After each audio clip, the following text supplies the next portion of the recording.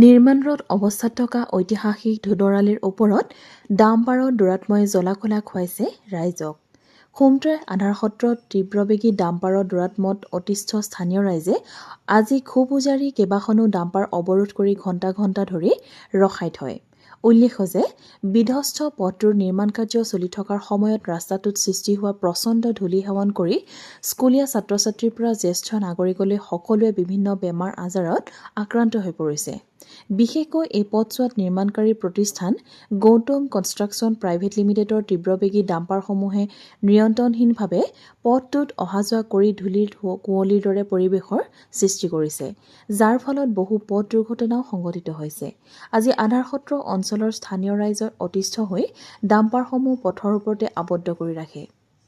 ক্ষোভিত স্থানীয় ৰাইজে গৌতম কনষ্ট্ৰাকশ্যনৰ ৰাস্তাটোত ধূলি নিবাৰণৰ বাবে নিয়মিত পানী নিদিয়াৰ অভিযোগ তুলিছে।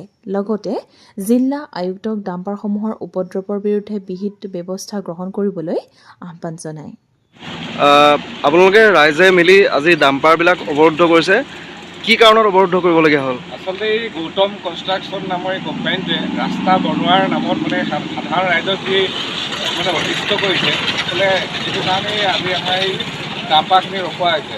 তেওঁলোকে পানী ৰাস্তা বনাইছে কোনো কথা নাই, যিহেতু ৰাস্তা বনাবই লাগিব, কিন্তু ৰাস্তা বনোৱা নামত যি অতিষ্ঠ কৰিছে, ধূলিৰ কোবত মানুহ যাব নোৱাৰে, স্কুল কলেজৰ কাৰণে ল'ৰা ছোৱালী ওলাই যাব নোৱাৰে, ইয়াৰ পৰা টাউন পালে এটা মানুহ ধূলিয়ে উঠাই যায়। পানীৰ নামত ঔষধো দিয়া নাই আৰু ৰাস্তা মেৰামতি বা একো সেইখিনিতো নায়েই। আৰু সাধাৰণ ৰাইজৰ যি প্ৰাপ্য আছে সেইখিনিও আদায় কৰা নাই। সেইকাৰণে ৰাস্তাটো এনেকৈ বছৰ জুৰি বছৰ পৰি আছে, তাৰ কোনো ব্যৱস্থা নাই। গতিকে সেইকাৰণে আজি এই পথ অৱৰোধ কৰা হৈছে। যিটো উৎপাদত তেওঁলোকে গাড়ী চলায়, গতিকে ইয়াত যদি এক্সিডেণ্ট এটা হৈ যায়, তাৰপিছত আমি এনেই কমেণ্টৰ দ্বীপ ওম শান্তি লিখি কাম নাই, তাৰ আগত মানুহ সতৰ্ক হ'ব লাগিব। সেইকাৰণে আগত আমি সতৰ্ক হৈছোঁ। আৰু এই ৰাস্তাটোত এচুৱা পানী দিয়ে, কিন্তু এচুৱা পানী দিয়ে, এচুৱা পানী আপোনাৰ যাব নোৱাৰা কৰি দিয়ে, কিন্তু এই চুৱাত পানী নিদিয়ে। আৰু তাৰ বাবে আমাৰ ৰাইজো দুখী, কাৰণ আমাৰ ৰাইজ সজাগ নহয়, কোনো সতৰ্ক নহয়। গতিকে সজাগ হ'ব লাগিব, তেওঁলোকক আমি উনুকুৱাই দিব লাগে। তেওঁলোকে পাল মাৰিব চাবই। আৰে তেওঁলোক কোন? তেওঁলোকৰ নিচিনা ডাঙৰ ডাঙৰ ঠিকাদাৰে ৰাস্তা নামত 2 নম্বৰী কৰে। গতিকে তেওঁলোকে পাল মাৰিবলৈ চাব, তেওঁলোকে পানী নাই দিয়া। কিন্তু ইয়াত আমি সতৰ্ক হৈছোঁ, ইয়াত ৰাইজৰ স্বাৰ্থত আমি ওলাই আহিছোঁ যে ডাম্পাৰখিনি এইটো কাৰণে আমি তেওঁলোকৰ ডাম্পাৰ ৰাখাইছোঁ যাতে তেওঁলোকে পানী দিয়ক। আজি 3 দিন 4 দিন ইয়াত পানী দিয়া নাই। গতিকে এই কথাটোৰ কাৰণে আমি জিলা প্ৰশাসনক এইটোৱে ক'ব বিচাৰোঁ যে জিলা আয়ুক্ত আমাৰ ইয়াত ধৰক যিখিনি ডাম্পাৰ চলি আছে অতিৰিক্ত গতিবেগত যায়, গতিবেগত যোৱাৰ কাৰণে আমাৰ ইয়াত ধূলিময় কদৰ্যময় পৰিৱেশ হৈছে।